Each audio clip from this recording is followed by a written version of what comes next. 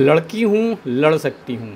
इस नए नारे के साथ कांग्रेस महासचिव प्रियंका गांधी ने लखनऊ में आज एक विशेष प्रेस कॉन्फ्रेंस में एक बहुत बड़ी घोषणा करते हुए कहा कि कांग्रेस पार्टी यूपी चुनाव में 40% महिला उम्मीदवार उतारने जा रही है।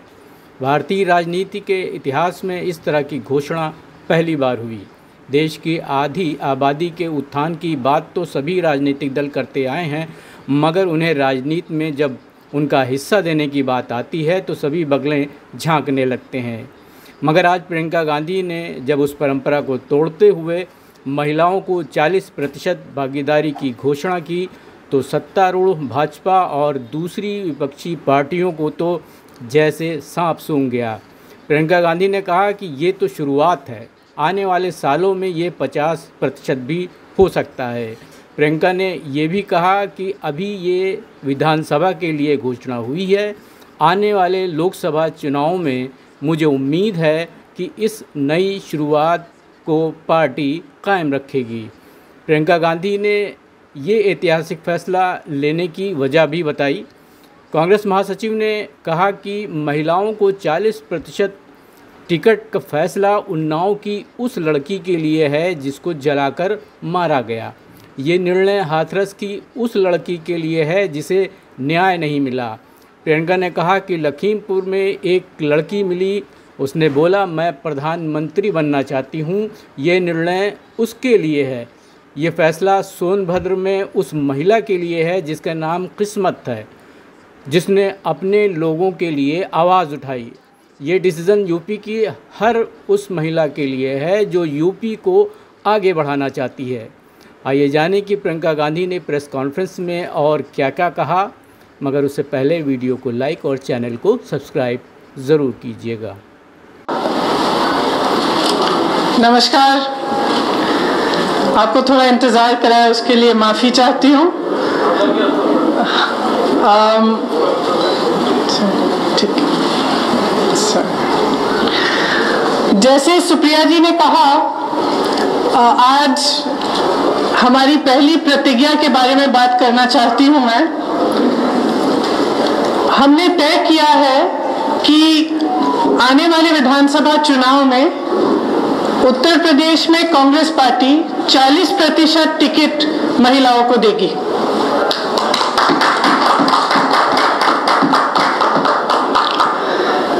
हमारी प्रतिज्ञा है कि महिलाएं उत्तर प्रदेश की राजनीति में पूरी तरह से भागीदार होंगी। ये फैसला हमने किस लिए किया?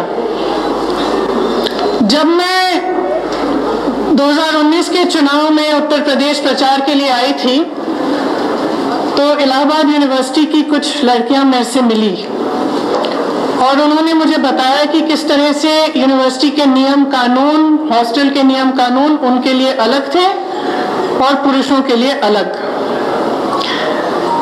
ये निर्णय उनके लिए लिया है। ये निर्णय मैंने उस महिला के लिए लिया है जिसने गंगा यात्रा के दौरान मेरी नाव को वापस तट पर बुला के कहा कि मेरे गांव में पाठशाला नहीं है, मैं अपने बच्चों को पढ़ाना चाहती हूँ। ये निर्णय उस लड़की, प्रयागराज की एक लड़की पारो के लिए लिया गया है जिसने मेरा हाथ पकड़ के मुझे कहा कि दीदी बड़ी होकर मैं नेता बनना चाहती हूँ। ये निर्णय उसके लिए है। ये निर्णय चंदौली में जो शहीद एयरफोर्स के पायलट हैं उनकी बहन वैष्णवी के लिए है, जिसने मुझे कहा कि उनके भाई शहीद हो गए हैं लेकिन वो पायलट बनना चाहती है। ये निर्णय उन्नाव की उस लड़की के लिए है जिसको जलाया गया, मारा गया, उसकी भाभी के लिए है जो आज भी संघर्ष कर रही है उसका, और उसकी 9 साल की भाभी की बेटी के लिए है जिसको स्कूल में धमकाया गया था। ये निर्णय हाथरस की उस माँ के लिए है जिसने मुझे गले लगाकर कहा कि उसको न्याय चाहिए, उसको न्याय नहीं मिल रहा है। ये निर्णय रमेश कश्यप की बेटी के लिए है, उसका नाम भी वैष्णवी है, जो बड़ी होकर डॉक्टर बनना चाहती है। लखीमपुर में एक लड़की मेरे से मिली, मैंने उससे पूछा क्या बनना चाहती हो बड़ी होकर, उसने कहा प्रधानमंत्री बनना चाहती हूँ। उसके लिए है ये निर्णय। ये निर्णय लखनऊ की एक बस्ती में लक्ष्मी वाल्मीकि के लिए है, जो ITI पढ़ी है, BA की है, उसने कंप्यूटर कोर्स किया है, आज तक उसे नौकरी नहीं मिली है। ये निर्णय उसके लिए है।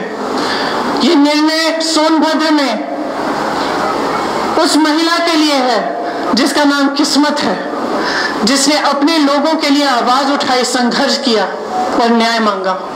ये निर्णय उत्तर प्रदेश की हर एक महिला के लिए है जो बदलाव चाहती है, जो न्याय चाहती है, जो एकता चाहती है, जो चाहती है कि आगे बढ़े उसका प्रदेश।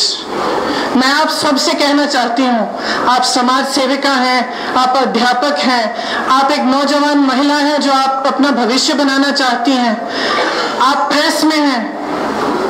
अगर आप बदलाव चाहती हैं तो इंतजार मत करिए।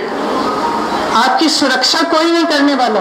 सब बातें करते हैं, सुरक्षा करने का जब समय आता है तो सुरक्षा उनकी होती है जो आपको कुचलते हैं। आज सत्ता का नाम यह है कि आप खुलेआम पूरे पब्लिक के सामने लोगों को कुचल सकते हैं। ये सत्ता बन गई है, ये गलत है। घृणा का बोलबाला है, नफरत का बोलबाला है, गलत है। इसको महिलाएं बदल सकती हैं। महिलाएं इसलिए बदल सकती हैं क्योंकि करुणा भाव, सेवा भाव और दृढ़ता, शक्ति सबसे ज्यादा महिलाओं में है। मैं आपसे कहना चाहती हूँ, राजनीति में आओ, मुझसे कंधा से कंधा मिलाओ। मैं जानती हूँ कि आपके संघर्ष क्या है। मेरे प्रेस की सहेलियां यहाँ हैं, मैं जानती हूँ, मैं आपको देखती हूँ सुबह से शाम तक आप कैसे दौड़ती हैं, किन परिस्थितियों में। जब सीतापुर में बीच रात में अंधेरा था, मुझे घेर लिया पुलिसकर्मी ने, महिला पुलिसकर्मी थी, मुझे घेरा, मुझसे लड़ी, मैं भी भिड़ गई उनसे। उसके बाद मुझे उन्होंने जीप में बिठाया और अंधेरी रात में सिर्फ मैं, वो दोनों और 2 कांस्टेबल मुझे सीतापुर के PSC कंपाउंड में ले गए। एक का नाम मधु था, एक का नाम पूजा।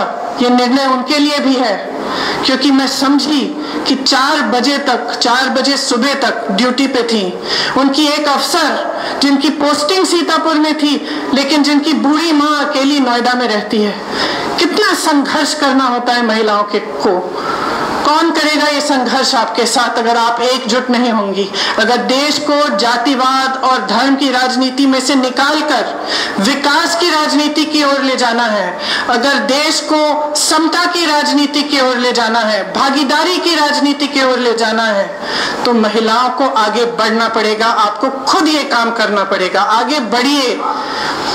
मैं आग्रह करती हूँ आपसे, हमने आवेदन पत्र मांगे हुए हैं हर विधानसभा के लिए। ये अगले महीने की 15 तारीख तक खुला रहेगा। खास तौर से मेरी बहनों के लिए, जो लड़ना चाहता है आओ मेरे पास आओ, आपको मौका मिलेगा। हम इस देश की राजनीति, इस प्रदेश की राजनीति बदलेंगे। धन्यवाद।